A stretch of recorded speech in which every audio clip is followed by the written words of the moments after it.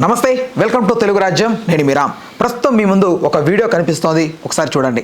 जो है वो बिल पे करो जो बोल रहे हैं आपको जो आपके मुंह पे फेंक आप कहाँ फेंकते फेंको मैडम बिल तो पे कर दो पहले फेंक दो आप जो गलत कर रहे हैं वो आपका अपना बर्थडे स्पॉइल कर रहे हैं आप मेरे को कोई फर्क नहीं पड़ता है आप जानबूझ के कर रहे हैं एवरी पब को हाँ तो ये हर जगह क्लब पे जाके यही करते हैं आप लोग कुछ नहीं करते वो लोग आराम से आके केक दे के जाते हैं आप जानबूझ के कर रहे हैं आप हर जगह देते होंगे मैडम हमारे पास नहीं देते हमको क्या मिलता जो आप ऑर्डर करें वो सर्व करें हमको क्या मिलता यही तो मिलता ना आपका बिल में कॉम्प्लीमेंट्री कराना चाह रहे हैं कॉम्प्लीमेंट्री दिए वही तो कॉम्प्लीमेंट्री करा रहे हैं क्या करा रहे हैं हमसे जो होता है वो दे सकते हैं वो सब आप लोग खा लीजिए हमको नहीं चाहिए अपना खाना जितना हो सकता है उतना कर सकते हैं अपना खाना हमसे जितना हो सकता है उतना खर्चे आप मेरे मुंह पे मत मारो नहीं मारी नीचे मारी मालूम आपके मुझको डिजर्व भी नहीं करता है वो बिल पूरा रिकॉर्ड कर लाइव कर जानबूझ के ये काम आप ये लाइव करो ये जानबूझ के करने के लिए आए आप. సో ఈ వీడియో చూసారు కదా. ఈ వీడియోలో కనిపిస్తున్న అమ్మాయి సీతమ్మ పగిటి సినిమా చెట్లు అనే చిత్రంలో నటించింది. చాలా సినిమాల్లో ఈ అమ్మాయి ఉంది. ఈ అమ్మాయి పేరు కల్పిక. సో ఎందుకు ఈ అమ్మాయి ఆ పబ్ దగ్గర అలా గొడవ చేయాల్సి వచ్చింది? ఆ అమ్మాయి మద్యంలో ఉండగా అలా మాట్లాడిందా, లేకపోతే తనకి జస్టిస్ జరగాలని తను ఏదైతే అరుస్తూ మాట్లాడుతుందో దానికోసమా? ఓవరాల్గా ఈ అంశం గురించి ఒక మంచి వివరణ, ఒక పూర్తి విశ్లేషణ మనకు అందించడానికి సినీ మరియు రాజకీయ విశ్లేషకులు దాసరి విజ్ఞాన్ గారు ఉన్నారు. ఆయనతో మాట్లాడదాం. అన్న నమస్తే. నమస్తే. కల్పిక విషయంలో ఏం జరిగింది ఎగ్జాక్ట్గా అక్కడ? బేసిక్గా కల్పిక ప్రిజం పబ్లో ఉన్నప్పుడు అక్కడ ఆ టైంలో ఏ గొడవ జరిగిందనేది మీడియాకి అయితే తెలీదు ప్రజెంట్. తరువాత ఆవిడ చెప్పేదాన్ని బట్టి ఇలా జరిగింది అని ఆవిడ చెప్పడం, లేదండి ఇలా చేశారు అని యాజమాన్యం వాళ్ళు చెప్పడం వల్ల ఈ వార్తలన్నీ వైరల్ అయ్యాయి. పనిలో పనిగా ఇది మేము ఎందుకు నమ్మాలి అని అడిగే వాళ్ళకి కొన్ని విజువల్స్ కూడా బయటకు వస్తాయి. ఈవిడ నా తప్పేం లేదు, వీళ్ళని చూడు నన్ను ఎలా తిడుతున్నారు అని తీసుకున్న విజువల్స్, పబ్బు వాళ్ళు కూడా చూడు ఈ పిల్ల ఎలా ప్లేట్లు ఇసిరి కొడుతుందో, గ్లాసులు ఇసిరి కొడుతుందో అనేటువంటి విజువల్స్. ఇప్పుడు అంతా కొలాజ్ చేసి మనం మాట్లాడుకుందాం. గొడవ ఎక్కడ జరిగింది అని అడిగితే ఫ్రీ కేక్, కాంప్లిమెంటరీ కేక్ విషయంలో. యాక్చువల్గా ఈ పిల్ల పుట్టినరోజు ప్రిజం పబ్కి నలుగురిని పట్టుకొని వెళ్ళింది. అక్కడ ఒక విషయంలో వీళ్ళందరి ముందు నాకు అవమానం జరిగిందేమో అనే రకంగా ఆవిడ ఫీల్ అయ్యింది. ఎందుకు ఫీల్ అవ్వాల్సి వచ్చింది అంటే ఆ సిట్యువేషన్లో ఉన్న main character cake. Prism pub ఏంటంటే నాట్ ఓన్లీ ప్రిజం పబ్, కొన్ని రకాల పబ్బులు. ఈరోజు నీ బర్త్డే ఉందనుకో, మేము వెళ్ళి నీకు సర్ప్రైజింగ్గా పబ్లో అక్కడ డీజేకి తనకు ఒక బర్త్డే విషెస్ చెప్పండి అంటే తను టైంకి చెప్తాడు. నెక్స్ట్ పబ్ వాళ్ళు కూడా ఏంటంటే ఒక చిన్న కాంప్లిమెంటరీ కేక్ పంపిస్తారు. జస్ట్ అదొక ఇది. ఇప్పుడు కొంతమంది ఉంటారు, ఇప్పుడు చిన్నపిల్లలు వస్తే కాంప్లిమెంటరీ బెలూన్స్ ఇవ్వడమో లేకపోతే గిఫ్ట్స్ ఇవ్వడమో. Restaurant people they do good, వీళ్ళు కూడా అంతే ప్రిజం. నౌ యాజమాన్యానికి కూడా నువ్వేమన్నా ఎక్స్ట్రాలు చేసావనుకో, ఈ పబ్బు మా సార్ ఎవరో తెలుసా అనే ఇది వాళ్ళకి ఉంటుంది. అవును, 100%. నేనెవరో తెలుసా అనేది గొడవ చేసే వాళ్ళకి ఉంటుంది. ఇక్కడ ఈగోలు క్లాష్ అవుతాయి.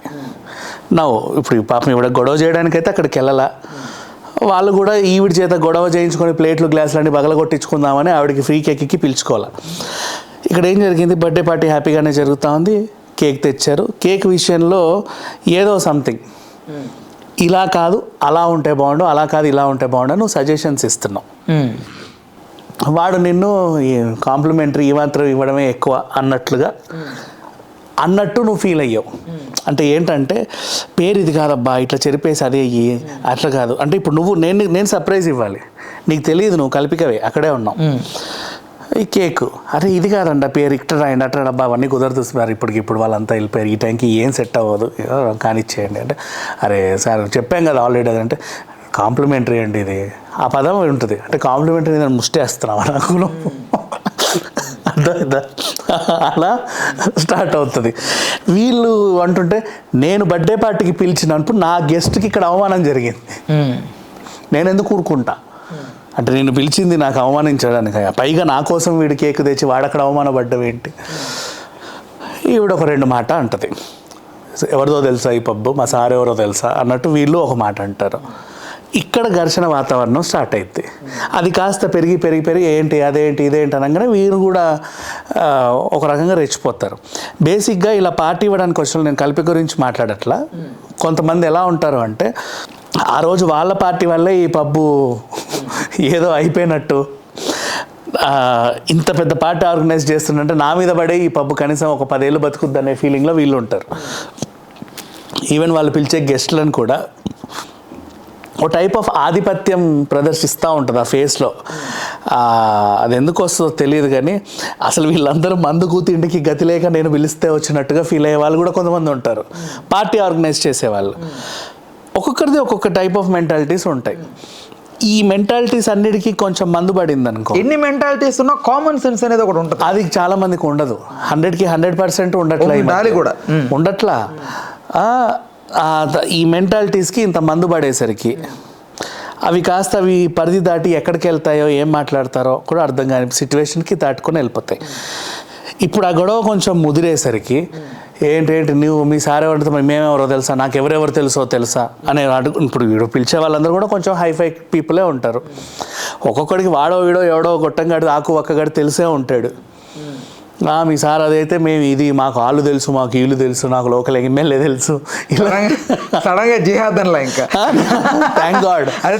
నీకు నెల్లూరు పెద్దారెడ్డి ఎవరో తెలుసా, I want to talk right now with Nellore Peddareddy అని చెప్పేసి అక్కడ గొడవలు చేస్తారు. ఇక్కడ విజువల్స్లో ఈవిడ ప్లేట్లు ఎత్తేసేది ఉంది, గ్లాసులు ఎత్తేసేది ఉంది. అండ్ నెక్స్ట్ ప్రిజం పబ్బే కాదు, ఏ పబ్ అయినా సరే నీకు కాంప్లిమెంటరీ కేక్ కూడా ఇచ్చిందంటే నీ పట్ల వాళ్ళు హాస్పిటాలిటీ చూపించారనే అర్థం. మీకు చిల్లా చితక చేంజెస్ ఉంటాయి, కొన్నిసార్లు అడ్జస్ట్ అవ్వాలి. ఎందుకు అంటే ఒక టైం దాటితే సార్ రెస్టారెంట్ క్లోజ్ అవుతుంది, మీరు లాస్ట్ ఆర్డర్ ఉంటే ఇవ్వండి అప్పుడే చెప్తారు. నీకు ఒకవేళ కేక్ మీద పేరు రాయాలన్నా స్వీట్ క్రీమ్తో ఎవడో దిద్దాలి, వాడు నీకోసం అప్పటిదాకా ఉండాలని లేదు. ఆ రోజు రాకూడా పోవచ్చు, అయినా సరే నీ బర్త్డే ఉంటే వీళ్ళు కాంప్లిమెంటరీ కేక్ ఇవ్వచ్చు. ఉంటాయి 100, ప్రతిదానికి అడ్జస్ట్ అవ్వాలి. నాట్ ఓన్లీ పబ్, ఎక్కడికి వెళ్ళినా మోస్ట్లీ బార్ అండ్ రెస్టారెంట్లోనే ఇట్లాంటివన్నీ ఉంటాయి. పైగా ఆ బార్ అండ్ రెస్టారెంట్ స్థాయి పెద్దదనుకో, అంటే బీరు ముట్టుకున్న 850, ఫుడ్ ఆర్డర్ చేస్తే ఏది తెచ్చినా 1200, 1500 ఉంటాయి కొంచెం హైఫై. అక్కడికి నువ్వు వస్తేనే నీకుగా హైఫైగా ఫీల్ అయ్యి నీ యాటిట్యూడ్ని అక్కడ ప్రదర్శించి అసలు అక్కడ ఉన్న వాళ్ళందరూ కూడా నీ స్లేవ్స్ లాగా ట్రీట్ చేయడం చాలా తప్పు. అండ్ ఎందుకు ఇప్పుడు ఈ పిల్ల గురించి నేను ఫస్ట్ ఒకటి చెప్పా, అక్కడ ఏం జరిగిందో మనకు తెలియదు, వీళ్ళు మాట్లాడేదాన్ని బట్టే మనం డిస్కస్ చేసామని. ఇప్పుడు నువ్వు అడగవచ్చు, మరి నువ్వెందుకు అంత ఇదిగా చెప్తున్నావు అక్కడ జరిగిన ఇష్యూ, ఇలాగే జరిగి ఉండొచ్చు అని ఎందుకు అనుకుంటున్నావు, తప్పంతా కల్పితదే ఉంటుంది అని ఎందుకు అనుకుంటున్నావు అంటే, కట్ చేస్తే నెక్స్ట్ డే మన మీడియా వాళ్ళు వెళ్ళారు పాపం. ఏదో ఒక టెరిటరీ ఎలా ఉందంటే ఒక బైక్ పార్కింగ్ టెరిటరీ, అది పోలీస్ స్టేషన్ అది నాకు తెలియదు, అదేంటో కనబడట్లా. 4-5 మీడియా వాళ్ళు ఉన్నారు, నాకు తెలిసిన ఫ్రెండ్స్ 4 ఉన్నారు. ఒక నుంచి ఒక మైక్ వచ్చింది, మేడం మేడం మేడం ఏం జరిగిందో చెప్పండి అని అడిగాడు. అయితే తనకేం వినబడిందంటే అవును కాంట్రవర్సీ కోసమే, అవకాశాల కోసమే అన్నట్టుగా నాకు వినబడింది, చెప్పండి అన్నాడు. కాంట్రవర్సీ కోసమే అనే మాట నేను అన్నాను అని ఆవిడే ఒప్పుకుంది. నువ్వు మళ్ళీ గో బ్యాక్ టు పబ్, రాత్రి ఏం జరిగిందంటే టైం ఇక్కడ వేసేసుకో, మళ్ళీ ఫ్లాష్ బ్యాక్. ఆ టైంకి ఏంటి మేడం మీరు ఏమైనా కాంట్రవర్సీ క్రియేట్ చేయాలని వచ్చారా అని కొంచెం కోపంగా అడుగుతారు. నేనెవరో తెలుసా అన్నప్పుడు మీరు ఎవరో తెలుసు మేడం, కాంట్రవర్సీ కాకపోతే ఇష్యూ చేయడానికి వచ్చారని కూడా అంటారు. ఏంటి మేడం కాంట్రవర్సీ అనే పదం వచ్చింది, అది ఓకే నార్మల్ గా వాడాలన్నా కూడా ఇష్యూ చేయడానికి వచ్చారని క్యాజువల్ అంటారు. ఇష్యూ చేయడానికి వచ్చారంటే నేను ఇష్యూ చేయడానికి రాలేదు అంటారు. అదే కాంట్రవర్సీ చేయడానికి వచ్చారా అని అన్నప్పుడు ఏంటంటే నువ్వు ఆల్రెడీ ఒక క్వశ్చన్ మైండ్లో పెట్టుకొని కావాలని నేను ఎందుకు వచ్చానని నువ్వు ఫిక్స్ అయ్యని అడుగుతున్నావు కదా. అవును కాంట్రవర్సీ చేయడానికే వచ్చానా, కాంట్రవర్సీ కావాలైతే ఏంటి అనింది. భావోద్వేగం అనింది అనుకోవచ్చు కదా. అదే అది ఉన్నదని ఆవిడే ఒప్పుకుంది, భావోద్వేగంలోనే అని ఉంటుంది ఆ టైంకి. నెక్స్ట్ మీరు అవకాశాల కోసం కూడా అన్నారు కదా అని నేను అడిగినప్పుడు, లేదయ్యా అసలు అక్కడ జరిగింది అది కాదు, అవకాశం అనే పదం నేను వాడలేదు, కావాలంటే మీరు మళ్ళీ వీడియో చూడండి అని. నువ్వు నిజంగా భావోద్వేగంలో అనేదానివైతే ఇక్కడ పద్ధతిగా సమాధానం చెప్తావు. అలా కాకుండా ఈయన మొహం మీద కూడా ఏదో కాఫీ కప్ ఇసిరేసినట్టుగా మాట్లాడావు. ఏమని చెప్పా అసలు నువ్వు ఎలా వచ్చావో తెలుసా, నువ్వేమన్నావో తెలుసా నన్ను, మేడం ఏంది చిల్ల చితగా యూట్యూబ్ ఛానల్కి ఇస్తారేంది, మాకు ఇవ్వని అన్నావు, నువ్వు అన్నావా లేదా, ఉండు నాకు ఎవడు ఫోన్ చేశాడో చూపిస్తా. వాళ్ళని బ్లేమ్ చేయడం ఎందుకు? బ్లేమ్ కాదు, ఇక్కడ వాళ్ళు కట్ చేశారు కానీ తను ఒక సైన్ యూజ్ చేసింది. ఆ సైన్ తమ్నైల్ మీద వర్కౌట్ అయింది వాళ్ళకి. షీఈ్ లైక్ తను మిడిల్ ఫింగర్ చూపెట్టింది. వాట్ ఎవర్ మిడిల్ ఫింగర్ చూపెట్టడం it's media channel, it's not a joke. అది ఇంకా వదిలేద్దాం. ఎందుకంటే ఎందుకు వదిలేయాలి? ఆల్రెడీ ఆ పిల్ల తప్పు చేసింది అని తప్పు చేసిందని మాట్లాడినప్పుడు ఇంకా ఇప్పుడు ఏంటి కట్టేసి కల్పితను ఉరిదిద్దామా? నో, మిడిల్ ఫింగర్ చూపెట్టడం మీడియా ఛానల్ పొడి చేద్దామా, తల తీసేద్దామా? తను అంటే నేషనల్ అవార్డు గెలుచుకున్న యాక్ట్రెస్ కాదు, తనే పెద్ద హీరోయిన్ కాదు. అట్లీస్ట్ నేషనల్ అవార్డు గెలుచుకున్న యాక్ట్రెస్ అయినా సరే అలా చేయడం పద్ధతి అదే కాదు. అట్లీస్ట్ నువ్వు అంత ఇదిగా ఉన్నా కూడా మీరు చేస్తున్న దానికి అంత ఎక్కింది గర్వం తలకనుకుంటే ఒక తీరు. బట్ మీరు ఒక నార్మల్గా క్యారెక్టర్ ఆర్టిస్ట్గా చేసుకుంటున్న అమ్మాయి, మీరు మీ మీద ఒక మంచి రెస్పెక్ట్ ఉంది, మీరు మిడిల్ ఫింగర్ మీడియా ఛానల్స్కి ఎలా చూపిస్తారు? ఇక్కడ రెండు ఉంటాయి. కామన్ సెన్స్ అనేది ఉండాలి కదా. వన్ సెకండ్, ఎప్పుడు కూడా నేను ఈ విషయాలు కల్పితే తప్పే నేను ఒప్పుకుంటా. నేను అలా అని ఆ ఛానల్ వాళ్ళు ఏదో అన్నారని కూడా నేను అన్ను. నువ్వు విజువల్ చూసి ఎప్పుడు డిక్లేర్ చేయద్దు ఏ సిచ్యువేషన్. ఆవిడ మిడిల్ ఫింగర్ చూపించినంత మాత్రం అవతలోడు ఇంకేదన్నా ఉంటే అది మనకు కనబడదుగా, వినబడదుగా.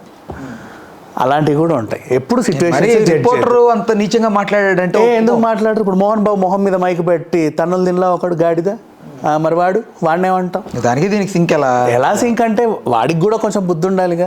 ఇక్కడ వీడు తప్పు చేశాడని నేను అన్నట్లా. మళ్ళీ నువ్వు అన్నదానికి చెప్తున్నా, నువ్వు అర్థం చేసుకునే విధానం ఆవిడ ఇట్లా చూపించింది అంటే, ఇప్పుడు అవతలోడు పోయే ఎల్ అన్నాడు అనుకో, నువ్వు ఇట్లా చూపిస్తావు, వాడు అనేది నీకు వినబడదు, ఇవిడ చూపించేది కనిపిస్తుందిగా.